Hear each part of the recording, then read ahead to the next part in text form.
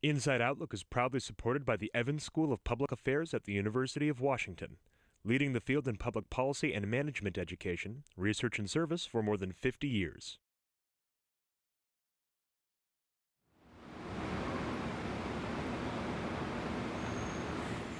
We are here in Seattle's Capitol Hill neighborhood, where residential projects like the ones behind me are popping up left and right. Complexes like these are the developers in the city's strategy for meeting a seemingly insatiable demand. Just last year, Seattle was named the fastest growing city in the United States. With average rents increasing by 9% annually over the last 5 years, supply, it seems, can't keep up with demand. Today on Inside Outlook, we look at the causes behind this explosive growth and its consequences on the city and our communities. I'm your host, Gavin Sullivan. Stay tuned.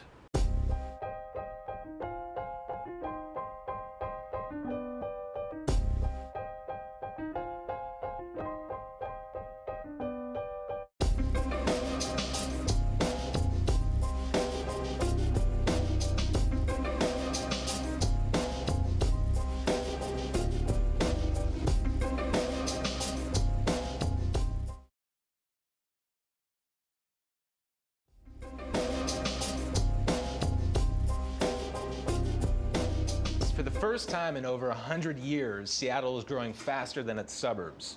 It was recently named the fastest growing big city in the United States. There are many factors contributing to this growth spurt, but one blaring consequence has been the soaring rental and housing prices across the city. Seattle now has the region's highest average one-bedroom rent at $1,346. Matthew, why don't we start with you and helping to explain a little bit of what is driving this growth currently in the Puget Sound area? Well, several different factors. If you talk about rent specifically, what's driving rents up? And that's a lot of new development that's been going on. To understand that, you've got to step a little bit back to the thawing of the credit markets when developers could actually build again. Banks would say, okay, we'll lend you money, but you could only really build one asset type, apartments.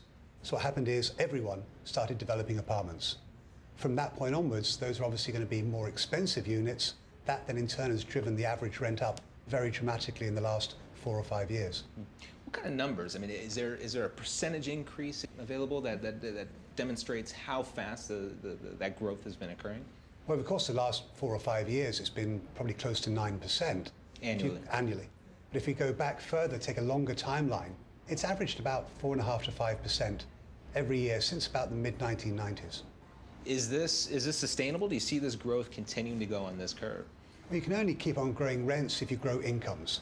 If income growth isn't matching rental growth, then it's unsustainable. But I think a lot of it really boils down to the fact of people wanting to live closer to where they work and being prepared to pay a premium for that. Billy, as a developer, I mean, what is the environment like, and how are you preparing for the next 5 years?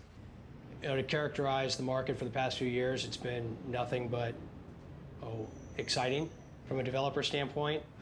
Everything's been working in our favor. We've seen vacancy rates, honestly compress to levels really we were fairly surprised to see, especially in light of all the new supply in the last 12 months alone. Our rental increases in our properties have all been exceeding expectations. One of the stats that really stands out to me is that the rent versus inflation relationship really hasn't changed on an annualized basis, dating all the way back into the 1960s. In fact, rental increases have barely kept pace with inflation over that same period of time. So what we're seeing these days, yes, the rental increases of the last few years might seem on average much larger than normal, but taking a more historical, long-term point of view, it's really, kind of operating similar to the norm. On par with what I think everybody is expecting. But there has been a bit of a shock to the system, right? I mean, I've just witnessed in my own experience, living here in Seattle, is seeing historical buildings that may be more affordable demolished to make room for bigger, taller buildings that may garner a larger rent.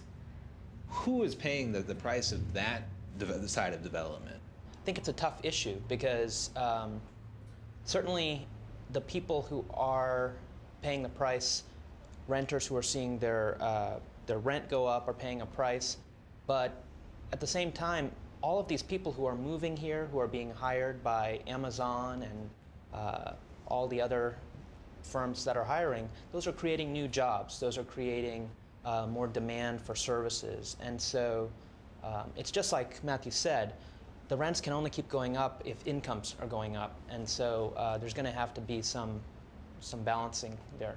Right. Linda, what's your perspective on this? I find this all really interesting because the people that are getting displaced are the low-income people, and they're moving out of Seattle. And so that makes it, if they do have jobs, that makes it cost more for them to get back into the city to work. It's just driving up all of their costs. So it's just, we're just gonna have to come up with something else. We're going to have to grandfather in some things, make some things multi-use, possibly turn some garages into homes, do some more low-income housing, have some more down payment assistance for purchasing homes. We've moved people out of some of our public housing and put them into home ownership, where they could afford it with some additional down payment assistance. There are some things that can help people. A lot of people are being displaced by having their homes foreclosed upon, and they don't need to. Oftentimes they don't need to. The mortgage companies have some solutions for them, but they're not seeking all of the assistance that they could get. So.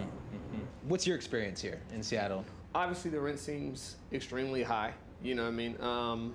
It's one of those things where how do we provide incentive for developers to be able to still build while putting a heart in it. So when I say put a heart in it, at the end of the day, these are communities, these are people. I think, there and then start trying to build a plan there. Yeah, there are tons of people, as you mentioned earlier, moving into Seattle. I think that's great. Seattle's booming. It's going to continue to boom. But how do we do it and create a system that has some sort of care for the community? For me, for instance, in my community, most of the places I used to eat are gone. All of the friends that I have that lived in the community are now gone. This community being Central District. The Central District. When you start talking about Seattle, particularly the central area, most of those residents have been pushed clear out to Kent. And Kent's 45 minutes 45 by minutes car. away, I'm sorry.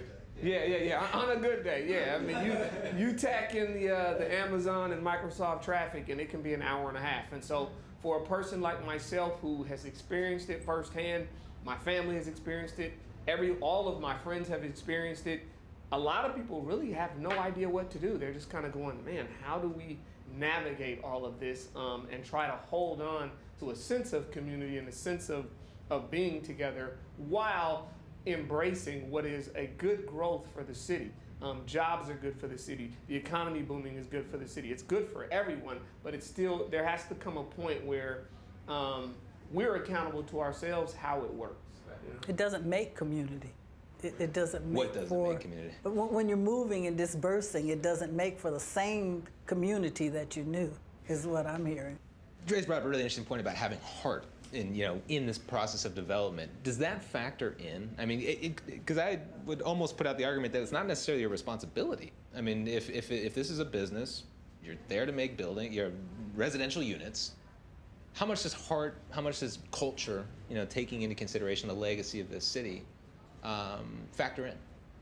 So there were some comments earlier about the unique sense of community in the various neighborhoods throughout Seattle. We are deeply committed to the neighborhoods in which we're involved in. Whether that is supporting a local retailer, a local restaurant, local business in general. I want to be able to make sure that these neighborhoods maintain their vibrancy, the history, and underlying characteristic that has made them these great places to live for so long. Whereas some other developers might be looking at it purely from the standpoint that they want to generate, or maximize profit and generate the largest return they possibly can. I can't ignore that. I mean, we are pursuing opportunities from a financial standpoint that make sense for us. I think it's very easy, especially right now with rents being as high as they are, for people to take a very big stick at the development community and blame them. Blame developers, it's all your fault. Why aren't you building? I think for the better part, they want to. In fact, every developer I know would love to do it if they are given the tools that allow them to do it. They're competing for the same land as everyone else is. They're still paying the same price, and their funding sources are a lot drier now than they were. Well, I would just say a couple things. We're at a juncture in Seattle's history, but we've been here before. We've seen a lot of change over time happen in neighborhoods. and there are an unprecedented new wave of people coming to Seattle, and that's brought up fears about displacement. It's brought up fears about losing the soul of a place that we've come to love. And it's also brought out this growing gap in incomes that we're seeing nationwide. Housing is sort of a mirror for that. And so I think that it's a complex problem that's going to require a nuanced solution.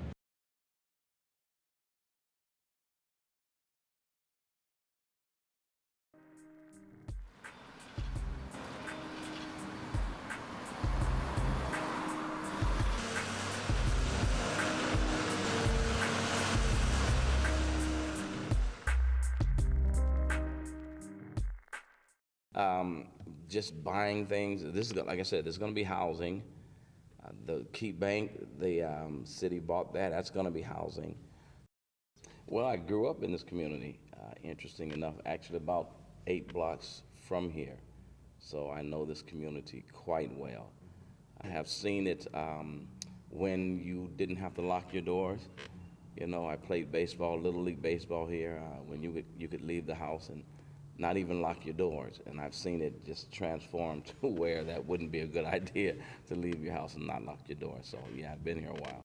Well, I've been in this church, oh my goodness, about 20 years. So I was here when there was no gentrification. And I can tell you, I saw when it began to happen. One of the things I would always tell our people, don't sell your property. Don't sell your property. This is prime location. Your attitude. And so people started gradually selling their houses. The next thing you know, gentrification is in full blown, and it's moving at a rapid pace. You know, we can see the handwriting on the wall that people want our property. You know, I don't know. It's all in the name of trying to upgrade the community. So that's good, but the other side to that is everybody doing the upgrading is not of African American descent, almost all of them. There's where I have an issue. What are your motives? If it's really to really make the community a multicultural community, then when you're at the planning table, you need to have people of color at that table as well. But if you go into Central Area and drive around, it's interesting, man. Sometimes I'm driving around and people are looking, white folk are looking at me. I'm like, man, I grew up in this community. What are you looking at me like that for? I built this community, you know. All of these areas are owned by non-African Americans, all this property around our church. And what's interesting is we have tried to buy up a number of pieces, but the city has never been favorable to us. As a matter of fact, we never get the first call when there's something available. Used to be black businesses there, they're all gone. All the black businesses in this area, 2 restaurants, all gone. We have the black barbershop over here. Well, the plans are for all that to be business things as well, so it'll be gone, so, yeah. And when you don't have $100 billion to offset all of this, what can you do? What can you do? They have the money to do it, you know.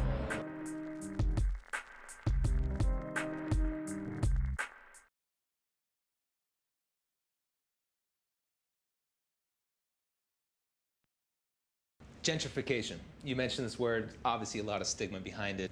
Sanjay, can you provide us with a definition of gentrification? Well, I usually Google words. I'm not a walking dictionary.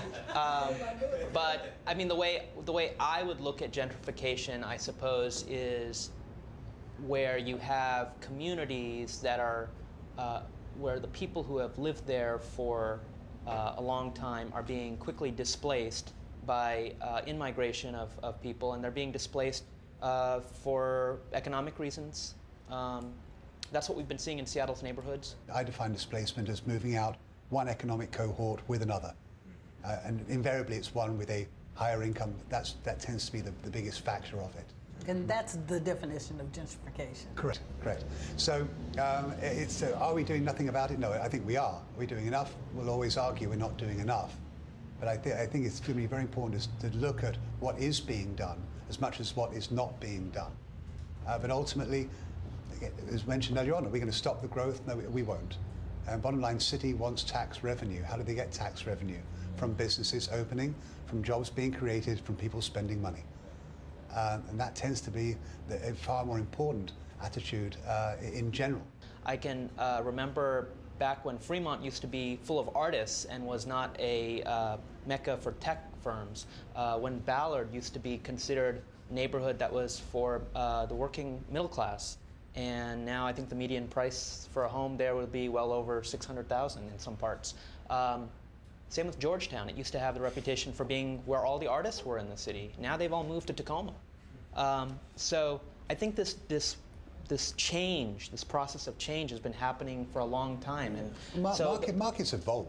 I mean, you mentioned Georgetown, Columbia City, very much so. Look at South Lake Union, not that long ago. A lot of low-rise warehouses. Now look at it. So you're not going to stop the path of growth and the path of evolution.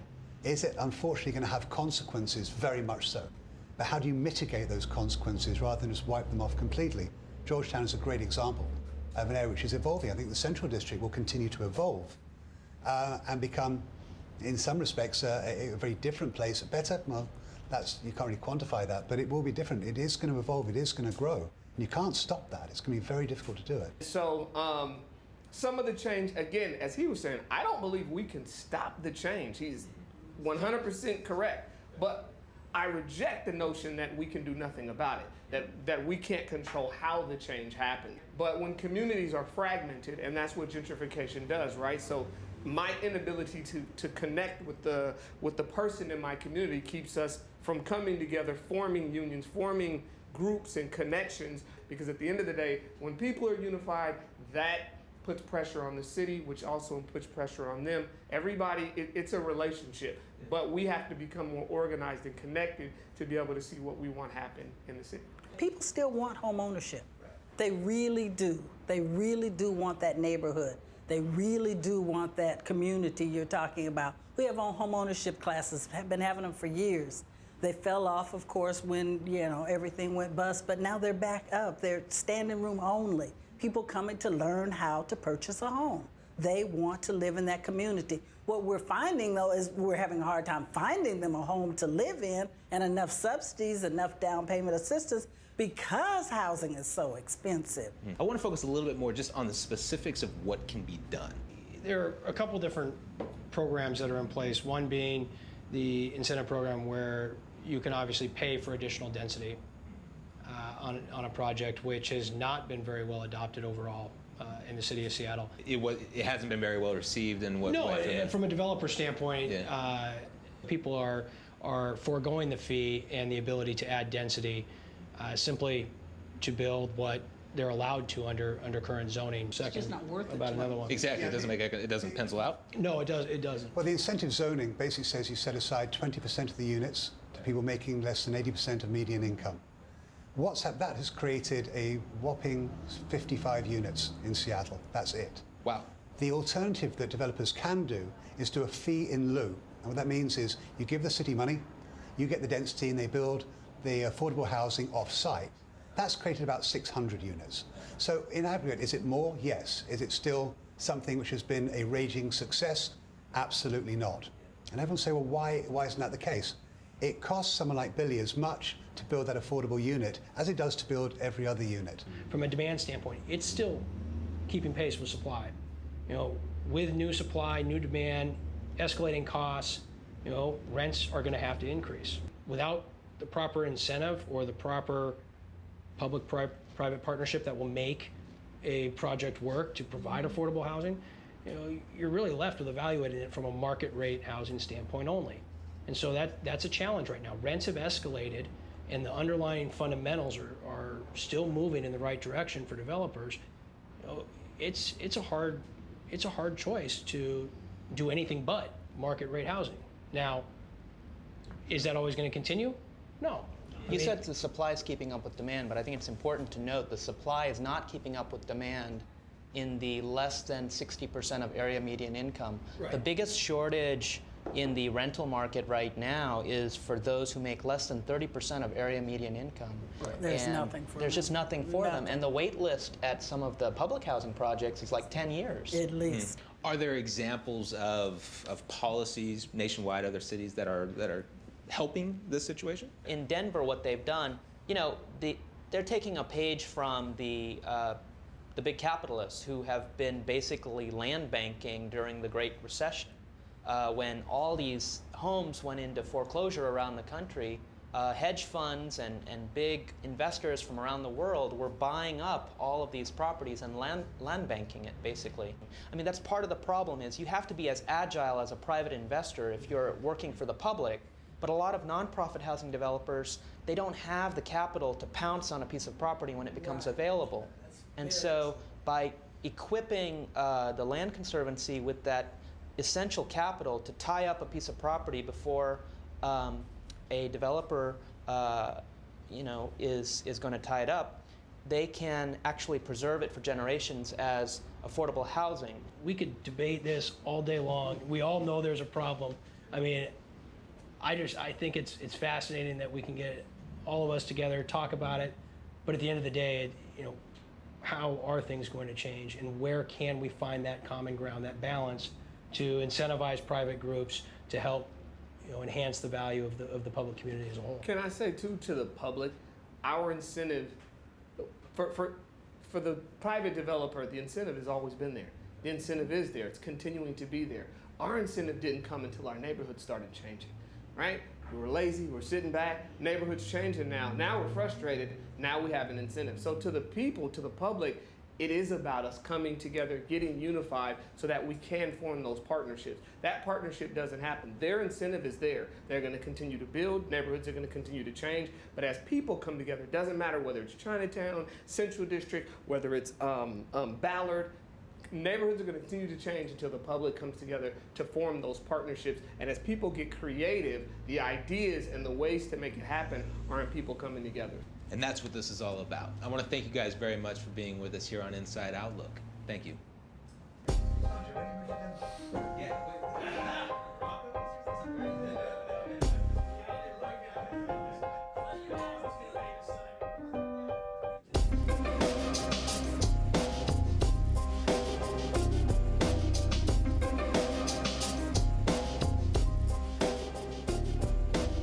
Inside Outlook is made possible by support from the Evans School of Public Affairs at the University of Washington.